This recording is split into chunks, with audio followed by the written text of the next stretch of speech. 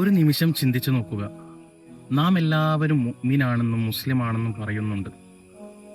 എന്നാൽ അള്ളാഹുവിൻ്റെ അടുക്കൽ യഥാർത്ഥ മുഅ്മിനിൻ്റെ ലക്ഷണം എന്താണ്?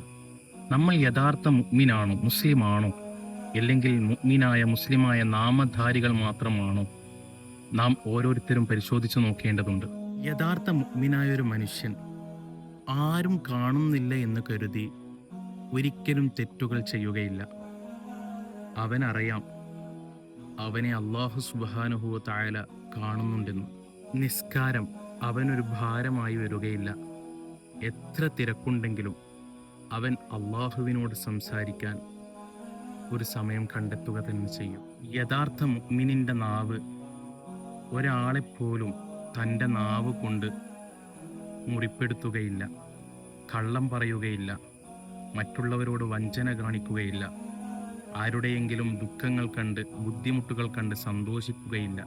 സ്വന്തം നന്മകൾ മാത്രം നോക്കി തൻ്റെ ഇച്ഛയ്ക്ക് വേണ്ടി ജീവിക്കുന്നവനല്ല യഥാർത്ഥ മുഅ്മിൻ എന്നുള്ളത്.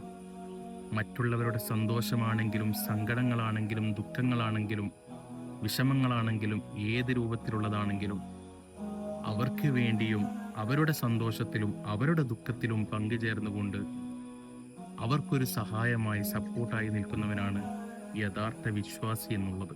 പ്രിയ സഹോദരങ്ങളെ, മുഅ്മിൻ എന്നുള്ളത് നമ്മുടെ പേരിൽ മാത്രം ഒതുങ്ങേണ്ട ഒന്നല്ല. നമ്മുടെ ജീവിതത്തിലും നമ്മുടെ സ്വഭാവത്തിലും നമ്മുടെ പെരുമാറ്റത്തിലും നമ്മുടെ കാഴ്ചപ്പാടിലും മറ്റുള്ളവരോടുള്ള ഇടപെടുന്ന രീതിയിലും എല്ലാത്തിലും നമ്മൾ ഒരു മാതൃകയായിരിക്കണം. ആ ഒരു ജീവിതശൈലിയായിരിക്കണം, ആ ഒരു സ്വഭാവ സവിശേഷതകളായിരിക്കണം നമുക്ക് ഏവർക്കും വേണ്ടത്. മറ്റുള്ള മതസ്ഥരെ കാണുമ്പോഴുള്ള ആ നന്മയും ഐക്യവും എന്നും നാം കാത്തു സൂക്ഷിക്കേണ്ടതുണ്ട്. നമുക്ക് നമ്മെ തന്നെ ഒന്ന് പരിശോധിച്ച് നോക്കാവുന്നതാണ്. ഈയൊരു ലക്ഷണങ്ങളൊക്കെ, ഈയൊരു സ്വഭാവ ഗുണങ്ങളൊക്കെ നമ്മുടെ ജീവിതത്തിൽ ഉണ്ടോ എന്നുള്ളത്. അല്ലാഹു സുബ്ഹാനഹു വ തആല നമ്മെയും യഥാർത്ഥ മുഅ്മിനീങ്ങളിൽ ഉൾപ്പെടുത്തി അനുഗ്രഹിക്കുമാറാകട്ടെ.